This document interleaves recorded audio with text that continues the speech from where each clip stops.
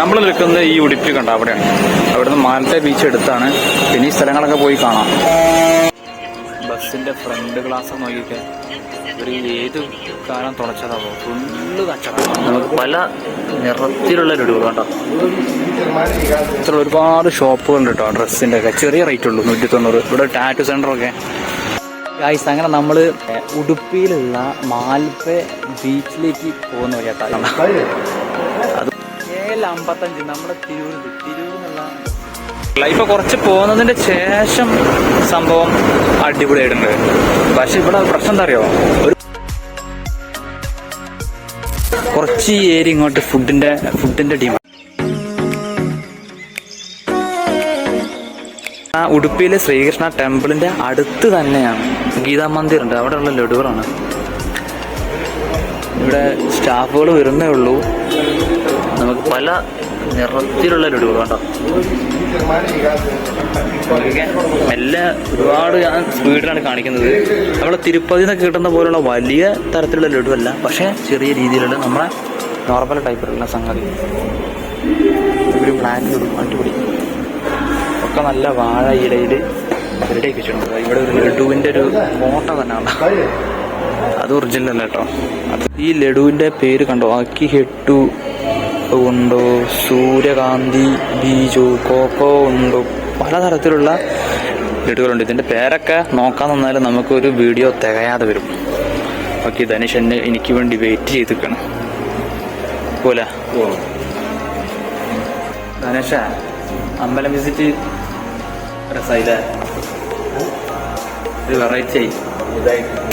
Friends, നമ്മൾ ഇപ്പോൾ ഈ അമ്പലത്തിൽ എത്തിയിട്ട് ഇവിടെ ഒരുപാടല്ല, ഒരു 1-2 കേരള വണ്ടി കണ്ടിട്ടോ. വണ്ടികൾ, പിന്നെ ഒരു ട്രക്ക് ട്രാവലർ ഉണ്ട്. പിന്നെ വേറൊരു ബസ് അടക്കാനുണ്ട് ബാക്കിൽ. KL55 നമ്മളെ തിരൂർ എന്നുള്ള ബസ്. എവിടെ ചെന്നാലും KL55.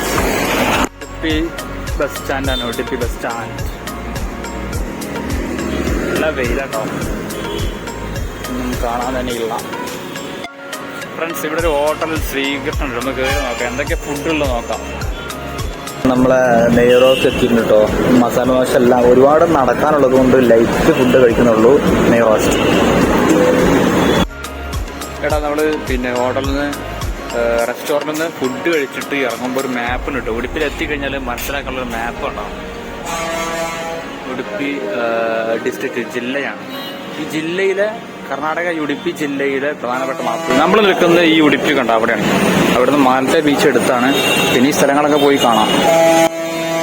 അതിൽ ശ്രീകൃഷ്ണ ടെമ്പിൾ നമ്മൾ പോയി കണ്ടു. ഈ ടെമ്പിൾ പോയി കണ്ടു. ഇനി മാലത്തെ ബീച്ച് ഇത് കാപ്പ ബീച്ചാണ്. കാപ്പയാണോ കാളനാണോ? കാപ്പ ബീച്ച്. എന്തായാലും ഈ ഒരു സംഗതി അടിപൊളിയായിട്ടാണ്. അങ്ങനെ നമ്മൾ ഇപ്പോൾ കറക്റ്റ് ഉടുപ്പി ബസ് സ്റ്റാൻഡിൽ നിന്ന് ഞങ്ങൾ പിന്നെ മാൽപ്പെ ബീച്ചിലേക്ക് ഇട്ടു. ഇവിടെ ഫുൾ ടൈം ബസ്സാണ്. ഒരു മിനിറ്റ് പോലും ഗ്യാപ്പിൽ ഒരു ബസ്സിൻ്റെ പുറകിൽ തന്നെ അടുത്ത ബസ് വന്ന് വെക്കുന്നുണ്ട്.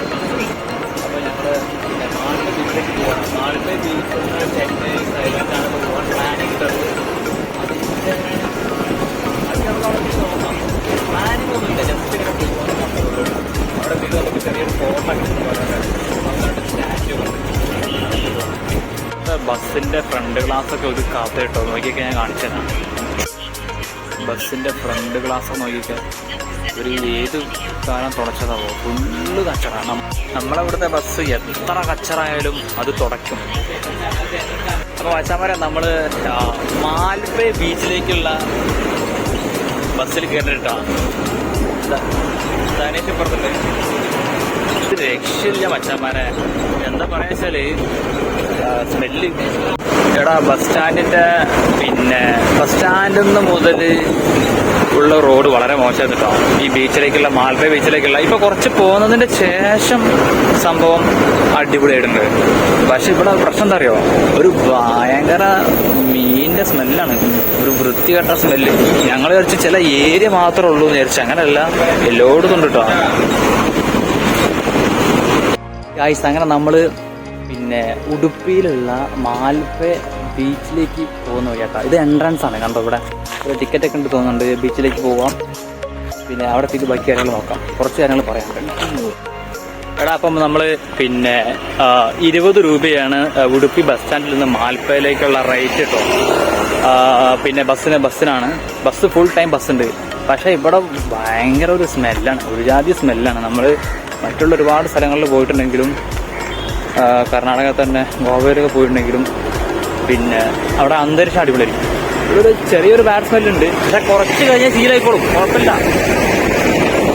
കുറച്ചൊക്കെ ശരിയായിക്കോളും. അപ്പോൾ ഞാനും ധനേഷും കൂടെ ഞങ്ങൾ ബീച്ചിൻ്റെ സൈഡിലേക്ക് നടക്കുകയാണ്. ഇവിടെ എന്തൊക്കെ കാണാനുണ്ടെന്ന് ഒന്നും അറിയില്ല. നമുക്ക് പോയി നോക്കാം, എന്താണോ കാണുന്നത് കാണാം. സെൻറ്റ് മാരീസ് ഐലൻഡിലേക്കുള്ള ഒരു ചെറിയ യാത്ര എന്തായാലും ഉണ്ടാവും കേട്ടോ. ഓക്കെ, ഒരുപാട് ഇത്തരത്തിലുള്ള ഒരുപാട് ഷോപ്പുകളുണ്ട് കേട്ടോ. ഡ്രസ്സിൻ്റെ ഒക്കെ ചെറിയ റേറ്റ് ഉള്ളൂ, 190. ഇവിടെ ടാറ്റു സെൻ്ററൊക്കെ, ടാറ്റു സെൻ്റർ, ഷർട്ട്സുകൾ, വീണ്ടും ടാറ്റു സെൻ്റർ, വീണ്ടും ടാറ്റു സെൻ്റർ, വീണ്ടും ഷർട്ട്സിൻ്റെ, പിന്നെ ചെറിയ ചെറിയ ഹോട്ടലുകൾ, ഫുഡിൻ്റെ, വെജ് ആൻഡ് നോൺ വെജ്. ഒരു രക്ഷയില്ല, കിടക്കി ചോദിക്കടാ.